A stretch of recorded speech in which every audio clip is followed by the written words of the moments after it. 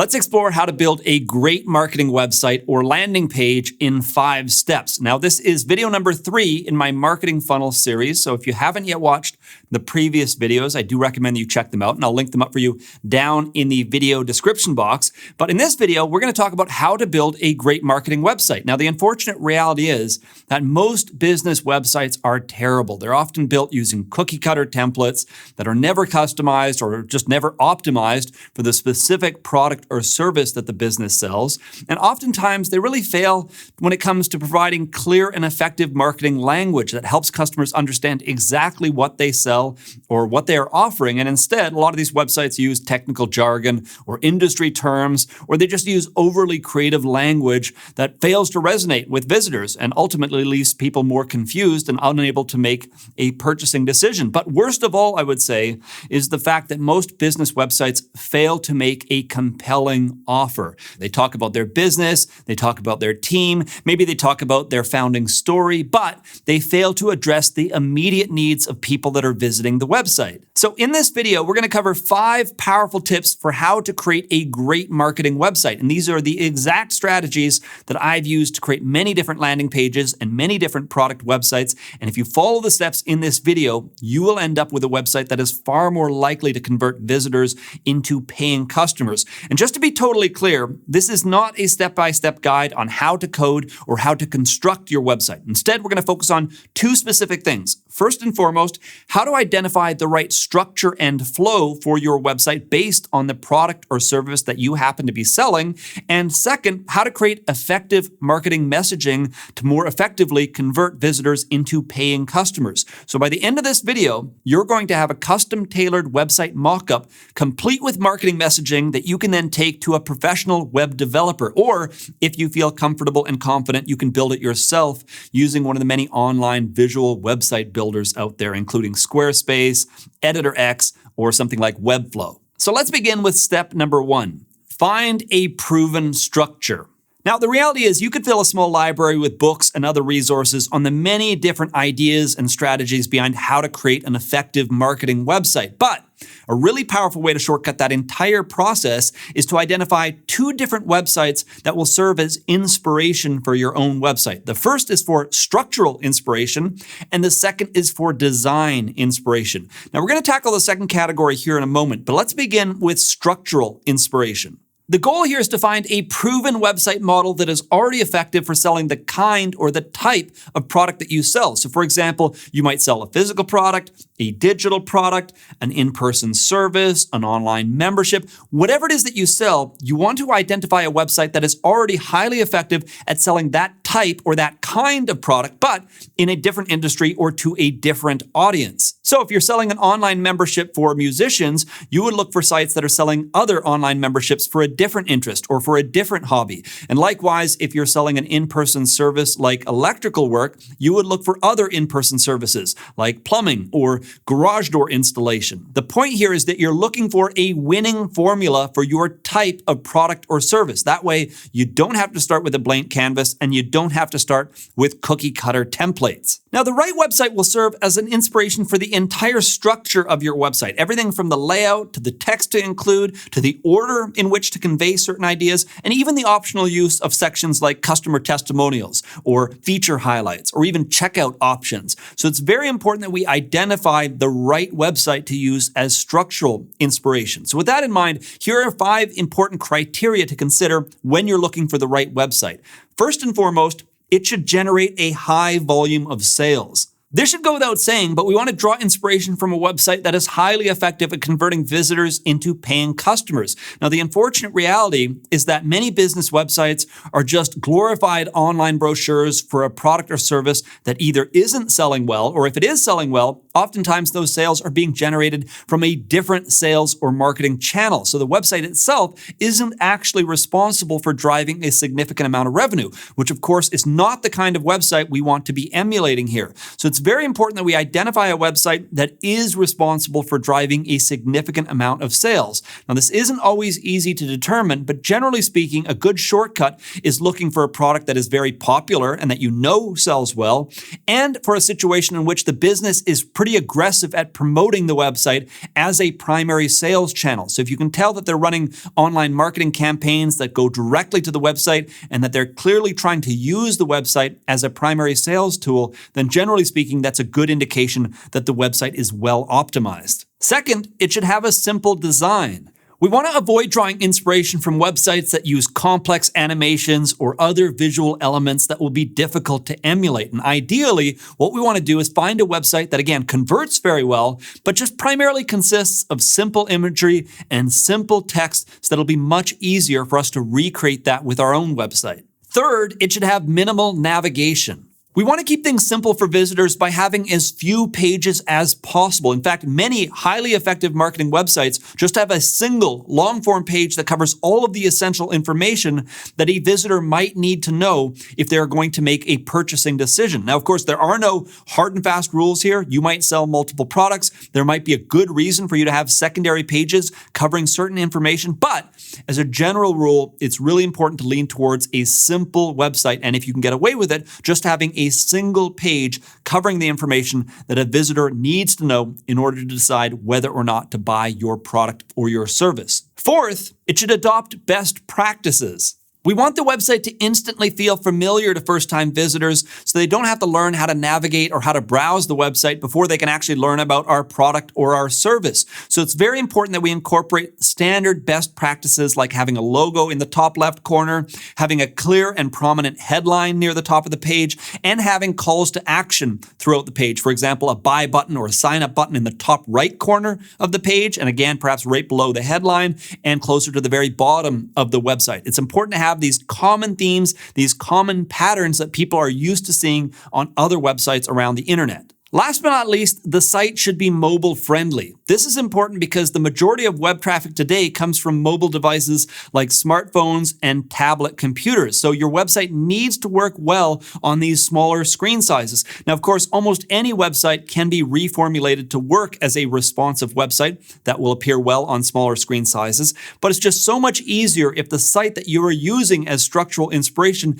is already mobile friendly, because that way you know with total confidence that if you use a similar structure, your website too can be mobile friendly. Now, a quick way to confirm whether or not a site is responsive is to simply load it up on a desktop computer and adjust the width of your browser window to see if the website scales in response to the changing width of your browser. So if you adjust the size and the website scales, then you know that website can be mobile friendly on a smartphone or on a tablet computer. Now, I should quickly say that when it comes to choosing a website to use as structural inspiration, there's always this temptation to draw inspiration from multiple different websites. You might find 2 or 3 different sites out there that each have interesting elements that you think might be well suited to your product or your service. But if you are new to creating marketing websites, I strongly recommend that you just choose one website to use as structural inspiration, because when it comes to combining things from multiple different sites, it's hard to say whether or not those things will come together and actually work well as a marketing website. Whereas, again, if you're new to creating marketing sites,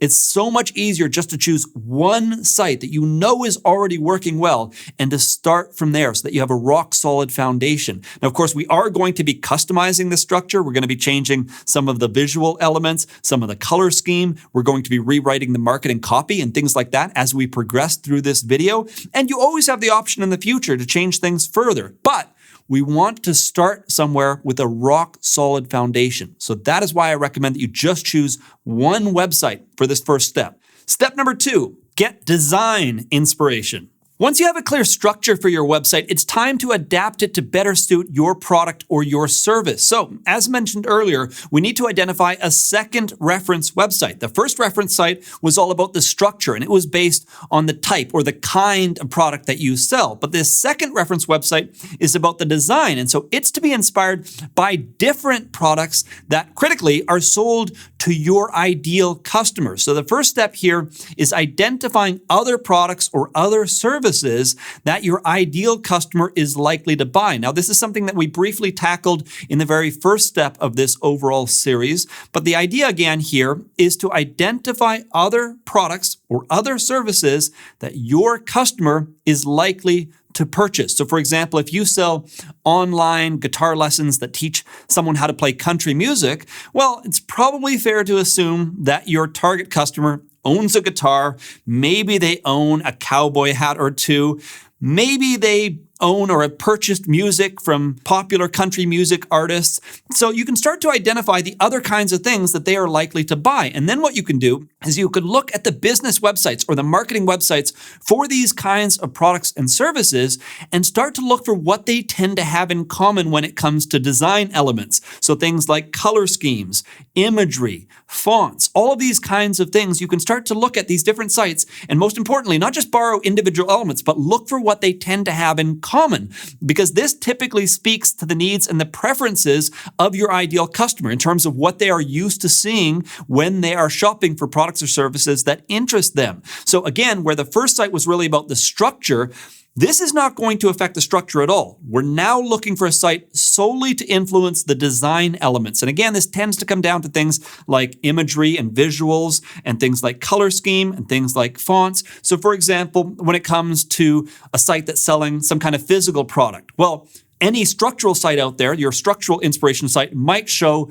product shots, physical product shots, but the layout and the color scheme and the scenery in those product shots might vary. So for example, a certain site might have a product shot that's on a white background and it's very stark. And yet other products that your customers might buy might traditionally be photographed in the hands of customers or in a specific scene, maybe in someone's home or in someone's office or out in nature. And these are the kinds of visual cues that you want to start to pick up on. How are visuals represented in the kinds of products and services that your customers tend to buy? So when you look at other marketing websites that sell these kinds of products to your ideal customer, you want to ask questions like, do they use soft colors, vibrant colors, or perhaps natural colors? Are product shots in isolation, or are they seen in the hands of customers? What kinds of scenery or settings are used in their photos? What kinds of fonts do they feature? Do they use serif fonts or sans serif fonts? Is the text thin and lightweight or bold and blocky? What is the overall look and feel of the website? Is it artistic?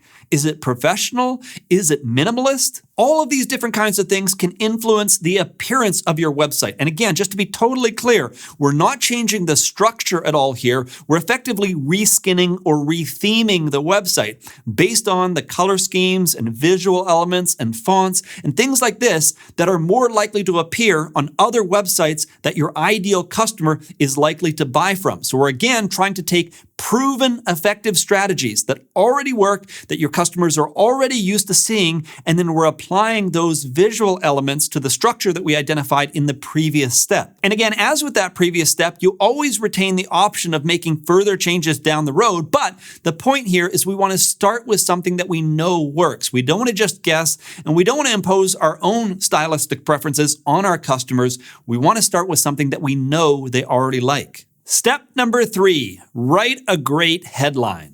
When it comes to the overall messaging of your website and customizing that messaging to suit your product or your service, the number one bit of text that you need to focus on is the headline. This is the large text that tends to be prominent near the very top of the page. And this is critical because oftentimes this is the only text that the average visitor will actually read before deciding whether or not to stick around to learn more about your product or service. So it's very important that we get this text right. Now, there are many different schools of thought in terms of how to go about crafting a great headline, but generally speaking, I think it's most important to focus on avoiding common mistakes and the common issues that can cause a headline to be ineffective. So let's quickly go over 3 common headline mistakes. Number 1 is using technical language. Marketers often forget that their ideal customer is not necessarily an industry insider, and as a result, they can often make the mistake of using industry jargon or technical terms to describe what they do or what they sell. This is something that we want to avoid. We want to focus on using plain language, simple terms that everybody understands when it comes to describing what we do. Mistake number 2, trying to be too creative. A lot of marketers see what highly successful companies like Apple are doing with their headlines in terms of using a play on words or using puns to make things more interesting, and they end up emulating this strategy, assuming that it's a great way to stand out in the marketplace. But the problem here is that Apple can get away with this because most people understand what Apple does. They know that they sell iPhones and iPads and personal computers, so Apple doesn't have to explain what they do. Instead, they can focus on having a little bit of fun. Whereas the average small business might have people visiting their website for the very first time that are just hearing about this company and don't really understand what they do. So it's much more important that they use their headline to clarify exactly what they do. Just as a quick example of this, imagine you land on an electrician's website and they decided to get creative with their headline and it says, "Shockingly good service." They're trying to use a play on words that relates to being an electrician, but unfortunately, they're not actually conveying what they do in terms of who they serve. Maybe you're looking for residential work. Maybe you're looking for commercial work. Maybe you're looking for an electrician to work on new home construction. Well, this headline doesn't clarify what they actually do and who they do it for. So rather than getting overly creative, it's much more important to simply convey the essential information that somebody needs to know in order to determine whether or not they're on the right website. Mistake number 3, using too many words. The very best headlines are those that can be read at a glance, so you want to avoid falling into the trap of trying to convey absolutely everything about your product or your service. Instead, you want to keep things as short as possible. The best headlines are just 3 to 4 words, and some longer options might get as long as 6 to 7 words, but you really want to just convey things in as few words as possible. I think Netflix is a really great example of this. Their headline simply says, "Unlimited movies, TV shows, and more." Now, that is 6 words in total, but they're really just conveying 3 ideas: unlimited movies, unlimited TV shows, and they have more content. So in one short headline, you can get a sense for what it is that Netflix offers. Now, of course, they offer all kinds of things from original content to exclusive content, and they stream that content on all kinds of different devices. They could talk about their apps on the iPhone and on Android phones and on tablets, but instead, they just focus on the core elements of what they offer to customers. Now, interestingly enough, their subheadline is just as concise. All it says is watch anywhere, cancel anytime. So they're tackling 2 of the most common objections to the service. Can I watch it on my TV or on my smartphone? And what if I don't like the service? Can I cancel, or am I signed up to some long-term contract? Now, when it comes to crafting a great headline, the priority here is to clarify exactly what you do or what you sell, and optionally, who it's for in as few words as possible. Now, if this sounds challenging or tricky, that's because it can be. In many cases, it's very tricky to come up with exactly the right words to describe what you do without getting overly descriptive. So I highly recommend that you don't just settle on the very first headline that you come up with. Try many different variations, work with others to brainstorm options, and then test those ideas with customers. A simple way that you can conduct this test is load up a mock website on your iPad with your headline in place, show it to a potential customer for 2 to 4 seconds, and then ask them, what is the website about? If you're not consistently getting accurate answers when you conduct this kind of test, it's time to rewrite your headline. Step number 4, clarify your call to action. Every marketing website or landing page should have a clear goal in terms of what you want the customer to do next. Do you want them to buy a product? Do you want them to sign up for a free trial? Do you want them to schedule a call? You need to know your primary call to action. That is the action that you want people to take when they visit your website. Now, oftentimes this will be directly inspired by the reference site that we tackled in step number 1. So once you've identified a website that sells the same kind of product or service as you want to study their call to action. So for example, if you're selling an online membership and you're looking at another site that is successfully doing so, perhaps they're offering a 7-day free trial as their primary call to action, in which case that's probably a great place for you to start. You can always change things up in the future, but you should probably start with what is already a winning formula. And likewise, if you're selling an in-person service and your reference website is really pushing people to book a follow-up call, then that too is probably a great place to start. Of course, depending on the call to action that you choose, you need to make sure that you have the infrastructure in place to manage that call to action. So for example, if you're encouraging website visitors to place a phone call to your business to schedule an appointment, then you need to make sure that someone is there to answer the phone and that you have a system in place to manage calls that might come in after hours so you don't miss out on that business. Once you've identified your primary call to action, it's very important that it is highly visible on your website. Anybody visiting the page should know exactly what you want them to do next in order to move forward. So whether it's a buy button, a sign up button, a free trial form, whatever your call to action is, based on the structural site that we tackled in step number 1, you want to follow their exact same lead, put calls to action in all of the same places, and make sure that they're colored in a way that stands out. So of course you are redesigning the site in terms of color scheme and visuals, but it's important that these call to action elements stand out and that they are highly visible. Now, in some cases, you might have a secondary call to action so that if somebody isn't ready to buy today, you can collect their contact information, maybe offer them a free PDF report or a free video mini-series or something like that in exchange for their contact information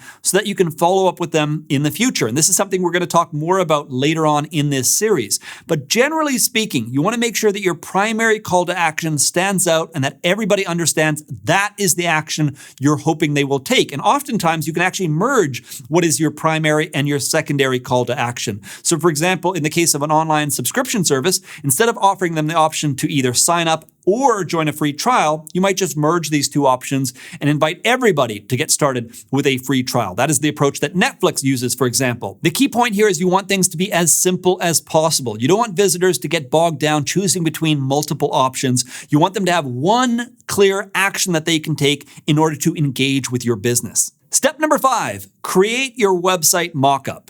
Now is the time to bring everything together into a simple mockup that represents your final website. And fortunately, you don't need any special tools for this. You don't need any special software. In fact, it's much better to just use pen and paper when you're going through this process because that way you can try more things, you can iterate, you can test ideas, and you're not spending too much time polishing everything or trying to turn it into a final website. So I highly recommend that you just start with pen and paper. In fact, a really great way to do this is to take pieces of paper and to chop them into different lengths, different chunks of paper that represent different sections of your website. So you might have a short piece that represents the top bar of your website where you put your logo, maybe some navigational elements if you need them, and then your call to action up in the top right corner.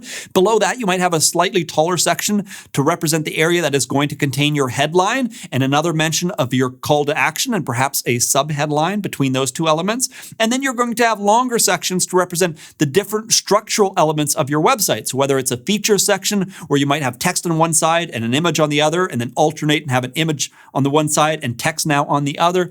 Whatever the structure is based on the reference site that we tackled in step number 1, you want to bring this layout to life using pieces of paper to represent each of the different sections. And the reason why you don't want to just do this on one big piece of paper is you want to have the option to quickly substitute in different variations. So for example, you might have 3 or 4 different takes on the main section that includes your headline and your call to action. That way, you can test different variations and you can join the different pieces together to have slight variations on your overall website. And when you're done that, it's also important to make notes about the imagery changes you're going to make. So wherever in that original model website there was an image, you're going to make notes about what image you plan to include in your final website. So for example, if they have a product shot, you might make notes of how you will feature a shot of your particular product, and any sorts of scenery options or color options or background options might be involved in making that photo. So you know exactly what is going to be in that section of the website. Now, just to be clear, the idea here is to recreate the structure from the reference website tackled in step number 1. So we're going to take that exact same structure and recreate it with pen and paper using different chunks of paper so that we can substitute in different variations here. So wherever they have their headline, you're going to put in your own headline. Anywhere that they include an image, you're going to put a placeholder box where you detail the kind of image that you are going to feature on your website. So if it's a product shot on the original site, you're going to have a product shot, but of course, the design and the background and the color scheme is going to be influenced by the reference site in step number 2. So this is where you're simply making detailed notes about what kind of imagery you will eventually be including in your final design. This is also the point at which you will rewrite any marketing copy for the entire page. So you want to go through that original reference site, the structural reference site, understand why they are talking about certain things in a certain order, and then you want to recreate your own version of that marketing copy to convey the same kinds of ideas but now, of course, about your product or your service. Again, the goal here is to end up with a complete website mockup that covers absolutely everything that you will need to build your final website. You need to have your headline, your call to action, all of your marketing copy, and then placeholders with detailed notes for all of the different images that you need to include in your website. And all of this should be put together with different pieces of paper that, when joined together, represent your final website. And then you can hand this off to a professional web developer, or once again, if you feel comfortable, you can build the site yourself and bring it to life using an online visual website builder like Squarespace, EditorX, or Webflow. Next up, we're going to talk about how to build a valuable email list. So click the like button, subscribe to the channel if you haven't already, and then continue on to the next video. You can find a link to it right here in the video player, as well as down below in the video description text.